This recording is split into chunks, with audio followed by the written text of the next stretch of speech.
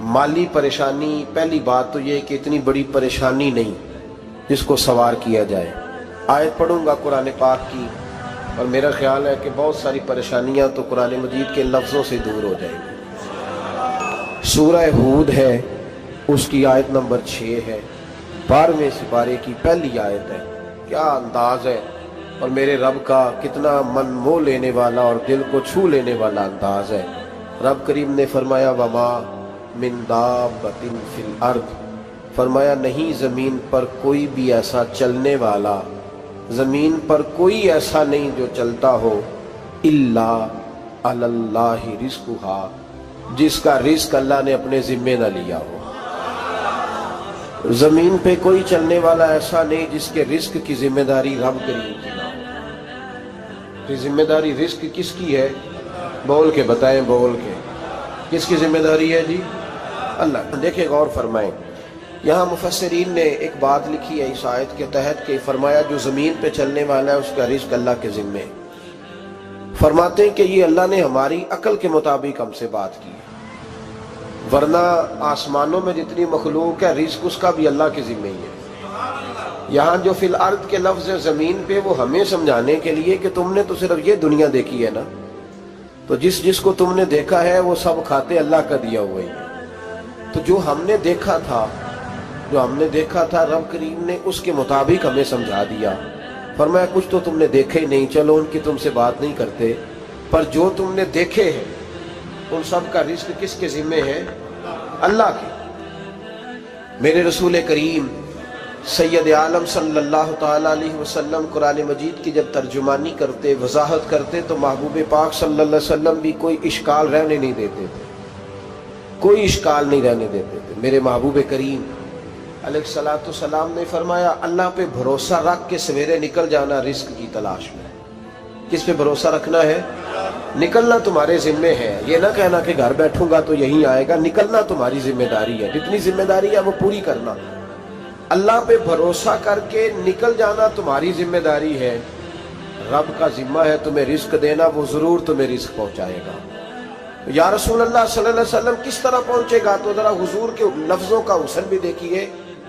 नबी पाक सल्लल्लाहु अलैहि वसल्लम ने फरमाया जिस तरह मौत तुम्हें ढूंढ लेती है ना कि तुम कहाँ मौजूद हो, जब वक्त आता है तो इंसान पाकिस्तान में हो तब भी आ जाता है, जद्दा में हो तब भी आ जाता है, मक्का में हो या मदीना तय्यबा में, वक्त फिर भी आ जाता है। फरमाया जिस तरह मौत तुम जहां भी हो तुम तक पहुंच जाती है ना, इस तरह तुम्हारा रिस्क भी तुम जहां मौजूद होते हो अल्लाह वहां पहुंचा देता है, पहुंचा देता है। तो या रसूल अल्लाह सल्लल्लाहु अलैहि वसल्लम किस अंदाज में? तो फरमाया निकल जाना तुम्हारी जिम्मेदारी है। फरमाया सवेरे परिंदे भी निकल जाते हैं और शाम को जब लौटते हैं तो अल्लाह उन्हें पेट भर के रोजी अता फरमाता है। हालांकि उनको नहीं पता होता हमारा कारखाना कहाँ है, हमने कहाँ जाके मजदूरी करनी है। उनको नहीं पता होता कि हमारा दफ्तर कहाँ है, हमने किस ऑफिस में बैठना है। उनको नहीं पता होता कि हमने कहाँ जाके माल खरीदना है और कहाँ से हमने फिर उसको दोबारा बेचना है। उन्हें खबर नहीं होती, अल्लाह पे भरोसा करके निकल जाते हैं। निकलना तो तेरे जिम्मे है कि नहीं? फरमाया वो तू ड्यूटी कर, शाम को अल्लाह जो रब परिंदों को रोजी देता है वो तुझे भी अता फरमाएगा। मैं कहता हूँ सोच कितनी कमजोर है उस आदमी की जो कहता है कैसे मिलेगा। कितनी कमजोर सोच है। जो रब बैल को रोजी देता है, बकरी को रोजी देता है, इस जमीन इस धरती पे अगर बसने वाला ऊंट भूखा नहीं सोता, चले ये तो पालतू जानवर होते हैं, इस धरती पर बसने वाली अगर बिल्ली और कुत्ता रोटी खा के सोते हैं तो तू तो अशरफुल मखलूकात है। तूने अपने ज़हन में क्या टेंशन पाल लिया कि नहीं आएगा तो मर जाऊंगा, क्या बनेगा, किस तरह होगा? तू क्यों इतना परेशान हो गया? भाई माली परेशानी सबसे ज्यादा उस बंदे ने ओढ़ ली है जिसकी तवक्कुल की बात कमजोर हो गई है। तू सीधी तवज्जो अपने रब करीम की जानिब रख, सीधी तवज्जो अल्लाह की जानिब कर। रब फरमाता है जिम्मा तेरा नहीं, जिम्मा मेरा। लेकिन ना तनख्वाह एक आती है घर में, जब एक बच्चा होता है तो तब भी काम चलता है, जब अल्लाह 2 बच्चे दे दे फिर भी उस तनख्वाह से काम चलता है, जब 3 हो जाए फिर भी चलता है, जब 4 हो जाए नहीं। आप ना भी बोले तो बात तो सही है, बहरहाल काम फिर भी چلے اسی تنخواہ میں سے جب بندہ بڑے بیٹے کی شادی کر کے بہو بیاہ کے لے آئے تو پھر بھی کام چلتا ہے، اور جب اس بیٹے کو اللہ بچے عطا کر دے تو اسی گھر میں، اسی آنگن میں، اسی چھت کے نیچے کام چلتا ہے، تو پھر تو مان جانا کہ چلانے والا تو نہیں، چلانے والا کوئی اور ہے۔ پھر تو مان جا کے چلانے والا کوئی تو اس وقت جب تنخواہ تیری لگی تھی تو کہتا تھا ابا ابھی میری شادی نہ کر، میں بیوی کو کیسے کھلاؤں گا؟ تو وہی شخص ہے جس کی چھت کے نیچے پھر 1.5 درجن پوتے بھی پل رہے اور گزارا ان کا بھی ہو رہا ہے۔ تو رزق کا ذمہ کس کا ہے؟ اللہ کا، اللہ کا ذمہ۔ اب ہمیں پتہ ہے پہلی بات تو پریشانی اس لیے اتار دینی چاہیے کہ ذمہ ہمارا ہے ہی نہیں۔ اب دوسری بات یہ کہ ذمہ داری کس کی ہے؟ اللہ حکیم بھی ہے اور علیم بھی ہے، حکیم بھی ہے اور جانتا بھی ہے، اور اسے پتہ بھی ہے کہ دینا کس طرح ہے۔ اب ہم پتہ کیا کہتے ہیں؟ کہتے ہیں وہ جو بندہ پجاروں میں بیٹھا ہے وہاں اسے نہیں بیٹھنا چاہیے تھا، اور میرا حق تھا۔ تجھے زیادہ پتہ ہے کہ اللہ کو؟ بول کے بتانا کس کو پتہ زیادہ ہے؟ کیوں جی؟ تو آپ اصل ٹینشن پتہ کب لگتی ہے؟ جب بندے کہتے ہیں نہیں وہ پجاروں میری تھی، میرا حق تھا۔ وہ جب گزرتی ہے نا پاس سے مہران کے تو مہران والا ٹینشن بڑی لیتا ہے، حالانکہ اللہ کو زیادہ پتہ ہے کہ وہ حق۔ ایک بات اپنے ذہن میں یاد رکھ لیں، رٹ لیں کہ جو میرے لیے بہتر تھا میرے رب نے مجھے دے دیا، تو بات ختم ہو گئی۔ بس وصل اچھا ہے نہ فراق اچھا ہے، یار جس حال میں رکھے وہی حال اچھا ہے۔ بس جو میرے حق میں بہتر تھا میرے رب نے مجھے، مسئلہ یہ ہے کہ تو اس پہ راضی ہونے کو تیار نہیں۔ حضرت علی کرم اللہ تعالیٰ وجہ الکریم نے میرے نبی پاک کی ایک حدیث بیان کی ہے، اور جناب علی جب یہ حدیث بیان کیا کرتے تھے تو حضرت مجاہد فرماتے ہیں یوں لگتا تھا کہ جیسے حضرت علی ہمیں ہر پریشانی سے نکال رہے ہیں۔ مولا علی شیر خدا رضی اللہ تعالیٰ عنہ فرماتے ہیں کہ مجھے میرے نبی پاک صلی اللہ علیہ وسلم نے ایک طریقہ دیا تھا ٹینشن فری ہونے کا۔ آپ فرماتے ہیں مجھے تو بڑا راس آیا ہے، تم بھی اگر کر لو گے تو تمہیں بھی فائدہ دے گا۔ کہا وہ کیا؟ حضرت علی کہنے لگے محبوب علیہ السلام نے فرمایا تھا لوگوں تم اللہ کے دیے ہوئے تھوڑے رزق پہ راضی ہو جاؤ، وہ تمہاری تھوڑی عبادت سے تم سے راضی ہو جایا کرو۔ بس تم 2 نفل بھی پڑھو گے تو اللہ راضی ہو جائے گا، تم 1 رکوع بھی سویرے اٹھ کے پڑھو گے تو وہ راضی ہو جائے گا، وہ تمہارے 313 درود شریف سے راضی ہو جائے گا، تم اس کے دیے ہوئے تھوڑے رزق سے راضی ہو جاؤ۔ ٹینشن اس لیے ہوتی ہے کہ ہم راضی نہیں جو اس نے ہمیں دیا ہے۔ وہ حال میں مزید کی جو دوڑ ہے نا، حال میں مزید کی، بے قدرہ کچھ قدر نہ جاتی، کیتی خوب تسلی ہو، دنیا دار پجاری زردے، کتیاں دے گل ٹلی ہو، بک بک روشن اکھیاں تکیو ویک حویلی کلی ہو، تے کوچ نصیر اساں جد کیتی پہ جانی تھر تھلی ہو۔ تو یاد رکھیں یہ جو ہے نا مصیبت کے مال آ کیوں نہیں رہا، وہ سامنے والا پلاٹ میرے گھر کے سامنے ہے گھر کے سامنے، پر رجسٹری میرے نام کیوں نہیں؟ یہ مصیبت سانس نہیں لینے دیتی۔ موٹر سائیکل کھڑی کرتا ہے نا جب آ کے دکان سے روٹی کھانے آتا ہے، دفتر سے گھر آتا ہے، کاروبار سے آتا ہے، تو جہاں موٹر سائیکل کھڑی کرتا ہے وہ ٹینشن بڑی ہے کہ کبھی میری ہو جائے نا یہ والی جگہ تو میں یہاں بھی بورڈ لگاؤں اپنے نام۔ اس نے مالی پریشانی پیدا کی۔ تو جس حال میں ہے، کیونکہ تو نے اپنا یہ حال خود نہیں بنایا، جس نے بنایا ہے وہ بڑا بہتر جانتا تھا کہ تو اسی حال میں اسے اچھا لگتا ہے۔ تو اسے اسی حال میں، ایک بزرگ تھے تو ان کی طبیعت بڑی علیل ہو گئی، بیمار ہو گئے، تو اللہ نے آزمائش دی تو کیڑے پڑ گئے وجود میں۔ ایک کیڑا یہاں سے کھا رہا تھا، اللہ والے بڑے راضی رہتے ہیں اس کی رضا پہ، تو کیڑا یہاں کھا رہا تھا تو نیچے گر گیا، تو بابا جی نے اٹھا کے پھر وہاں رکھ لیا، کہنے لگے جب اس نے تیری ڈیوٹی مجھے کھانے کی لگائی ہے تو میں اس بات پہ راضی ہوں، تو نیچے کیوں گرتا ہے؟ بس ٹھیک ہے کھا، جب اس نے تجھے ڈیوٹی جو تیری لگائی۔ سالبہ بن عبد الرحمن ایک صحابی تھے، سالبہ غالباً، نبی پاک صلی اللہ علیہ وسلم کی خدمت میں آئے، کہنے لگے یا رسول اللہ صلی اللہ علیہ وسلم غربت بڑی ہے، میرے لیے دعا کریں اللہ زیادہ مال دے۔ تو محبوب صلی اللہ علیہ وسلم نے فرمایا تو جس حال میں اچھا ہے وہ تیرے لیے بہتر ہے، اس میں تو ہے وہی حال تیرے لیے۔ مشکل ہے نا یہ جواب سننا۔ کہتے پیر صاحب فلان جگہ سے تویز آیا، وہاں تو وارے نے آرے ہو گئے، تو آپ کے ہاں، تو میں کہتا ہوں یہ تویز دینے والا اگر تویز دے کے امیر بناتا ہے تو پہلے خود کیوں نہیں بنتا؟ یہ خود تو 150 کا تویز بیچ رہا ہے، اپنی بیچارے کی حالت یہ ہے۔ اگر اتنا ہی تویز اس کا چلتا ہوتا تو پہلے 5 جو پجاروں اس کے دروازے پہ کھڑی ہوتی۔ عجیب چکر ہے، اور عجیب جگہ لوگ الجھ گئے، سمجھتے ہی نہیں بات کو۔ یا رسول اللہ صلی اللہ علیہ وسلم دعا کر دے تو محبوب نے کیا فرمایا؟ فرمایا تو جس حال میں ہے نا وہ حال تیرے لیے بہتر ہے، اسی میں رہ۔ کہ نہیں حضور دعا کرے۔ فرمایا سال بعد تو باز آ جا۔ حضور دعا کرے۔ فرمایا تو باز آ جا۔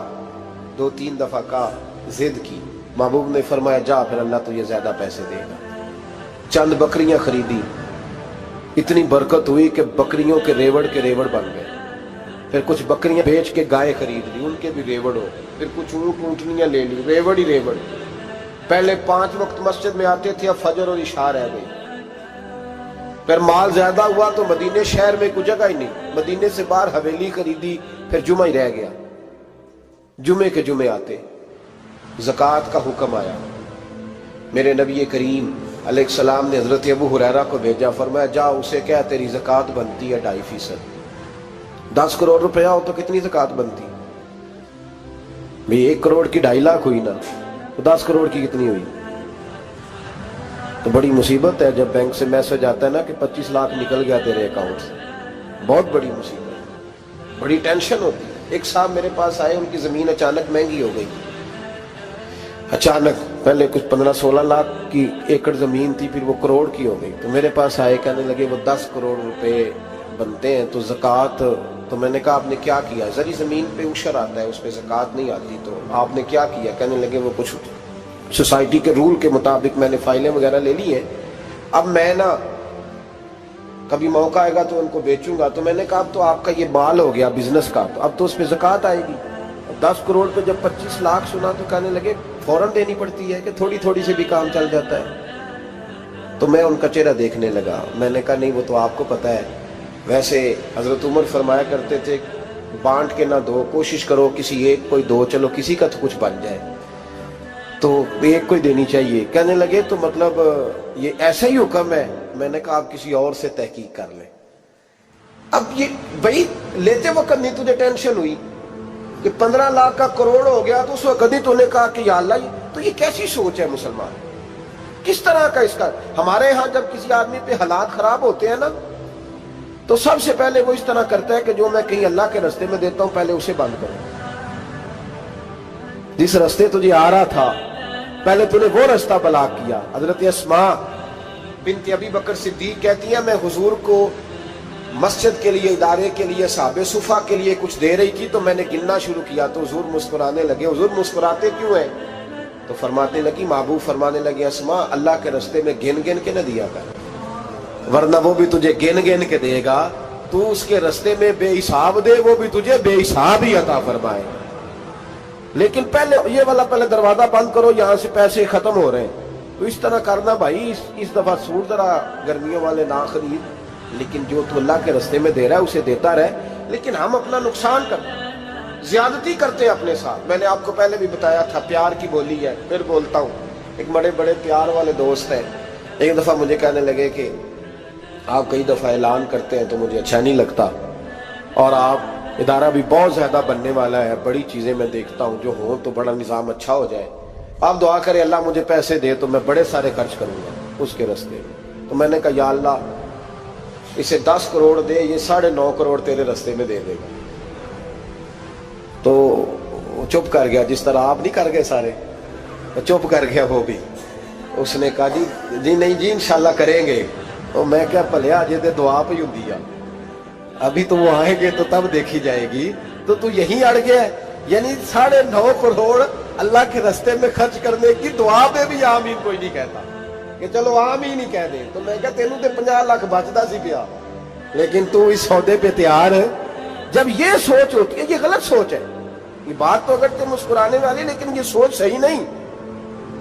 حضرت عثمان غنی رضی اللہ تعالیٰ عنہ کہتے ہیں جس وقت نبی پاک صلی اللہ علیہ وسلم نے اعلان کیا نا جنگ کے موقع پر کہ 800 سپاہیوں کا خرچہ چاہیے، کہتے ہیں میرے پاس 600 کا تھا۔ یہاں ایک روایت میں حضور نے 1000 کا اعلان کیا تو میرے پاس 800 کا تھا۔ جب 2-3 دفعہ نبی پاک نے اعلان کیا تو کہتے ہیں میں نے کھڑے ہو کے کہا یا رسول اللہ پورا 800 میری طرف سے۔ کہتے میں نے 200 سپاہی کا خرچہ ادھار اٹھایا لیکن پورے 2 مہینے نہیں گزرے تھے، رب کریم نے مجھے کئی گنا کر کے پیسے واپس عطا فرما دیے۔ پر بات تو یہ ہے کہ تیری وہاں لو لگی ہو، تو تجارت کرتا ہے ان لوگوں کے ساتھ جو کیا دے سکتے۔ تو سالبہ کے پاس حضور نے پیغام بھیجا، پہلے تو کہا تیرے لیے بہتر نہیں مال، جب اصرار کیا تو اب بڑی برکت ہو گئی، بڑا آیا تو فرمایا زکوٰۃ دے، 2.5% زکوٰۃ ہے۔ اب جب سوچا کہ 5 اونٹوں پہ ایک بکری جائے گی اور بڑا سارا مجھے دینا پڑے گا، اب جب غور کیا تو یہ تو نہ کہا کہ میں نہیں دیتا۔ حضرت ابو ہریرہ سے کہنے لگے نبی کریم علیہ السلام کی خدمت میں عرض کرنا کہ میں خود آؤں گا۔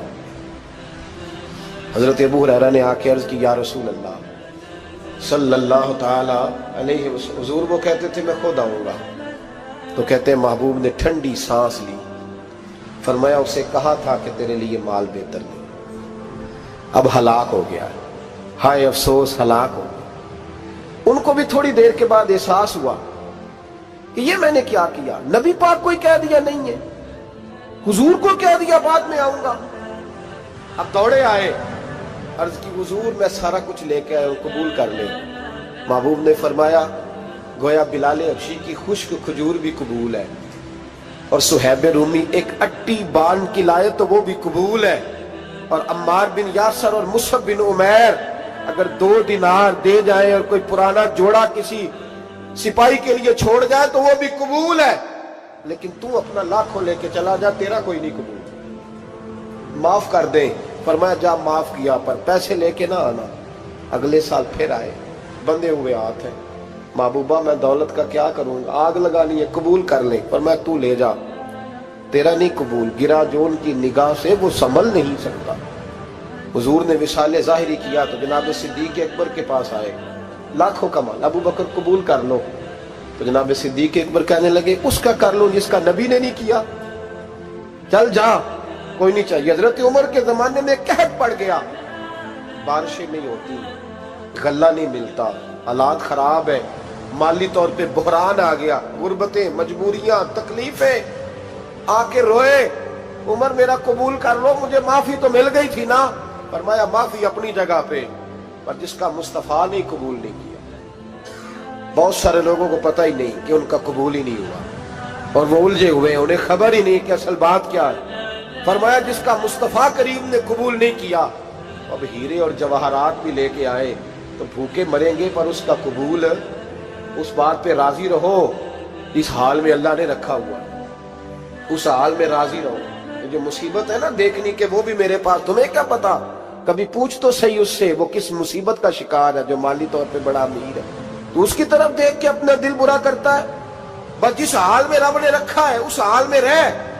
حضرت عثمان غنی کے زمانے میں تو وہ وصال کر گئے، لیکن بھائی تو جس حال میں تیرا رب تجھے رکھتا ہے اس حال میں رہ، تیری مالی پریشانیاں ختم ہو جائیں۔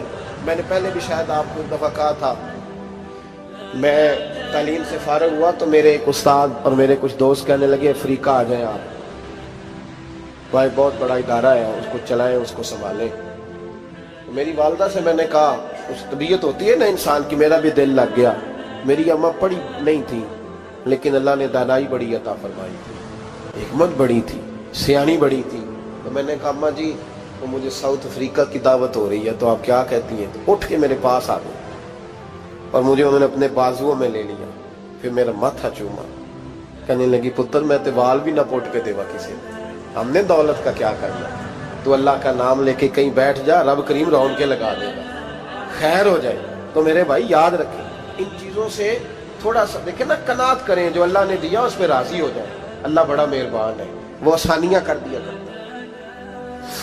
تو یاد رکھیں میرے رسول کریم علیہ السلام نے ایک تو ہمیں درس یہ دیا ہے کہ تو سمجھ جا، قرآن نے ہمیں بتایا ہے کہ روزی تیری ذمہ داری نہیں، روزی کس کی ذمہ داری ہے؟ اللہ کی۔ اور دوسری بات یہ کہ جو اللہ نے تمہیں دیا ہے اس پہ تو راضی ہو جا، تیری مالی پریشانیاں ختم ہو جائیں۔ اور پھر حضور صلی اللہ علیہ وسلم نے فرمایا مذہبی طور پر جب دیکھو تو آگے دیکھو، اور دنیاوی طور پر جب دیکھو تو پیچھے دیکھو، پریشانی ختم ہوگی۔ مذہبی طور پر جب دیکھو، جو 5 نمازیں پڑھتا ہے وہ تہجد پڑھنے والے کو دیکھے، اور جو تہجد پڑھتا ہے وہ اشراق چاشت پڑھنے والے کو دیکھے، اور جو بندہ اشراق اور چاشت پڑھتا ہے پھر اس کو دیکھے جو سارا دن مصطفیٰ پہ درود پڑھتا ہے۔ اوپر اوپر دیکھے کہ میں نے اور نیک ہونا ہے اور نیک، اور جب مالی معاملہ ہے تو پھر نیچے دیکھ۔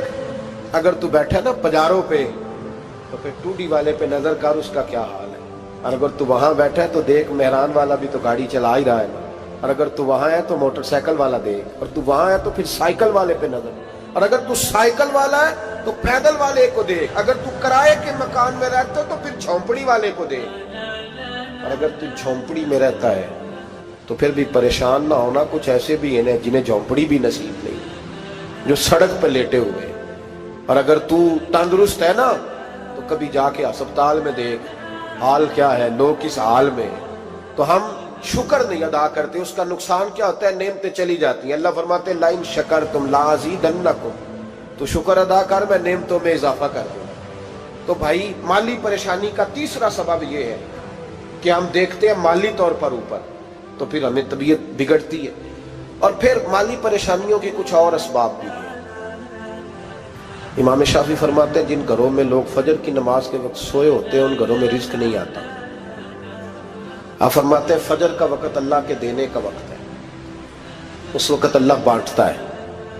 حضور صلی اللہ علیہ وسلم کا فرمان ہے نا حدیث میں کہ تہجد کے وقت اللہ پہلے آسمان پہ نزول جلال فرماتا ہے جو اس کی شان کے لائق ہے تہجد کے وقت، اور وہ کہتا ہے مانگو میں تمہیں عطا کروں گا۔ لینے کی باری آئے تو بندہ سمیٹ سماٹ کے اندر گھس جائے۔ ہمارے ہاں یہ ہوتا ہے کہ عشاء کے بعد بچے بیٹھتے ہیں موبائل لے کے، تہجد کا وقت آتا ہے تو ان کی آنکھیں بند ہونی شروع ہوتی، تو لینے کے وقت تو سویا تھا، ذرا مسئلہ کیسے حل ہوگا؟ بھائی جب کوئی آدمی خیرات بانٹ رہا ہو تو جو پیالہ پیچھے کر لے اسے ملے گا؟ کہتے اس وقت آنا جب میں بانٹ رہا تھا، اب تو کدھر آ گیا ہے؟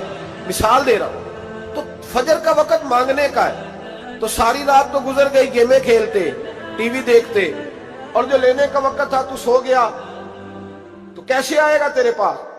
تو اٹھے سویرے، بندوں سے مانگ کے دیکھ لیا، بڑی عزتیں خراب ہوئی، فجر کا وقت اٹھ کے جھولی پھیلائے۔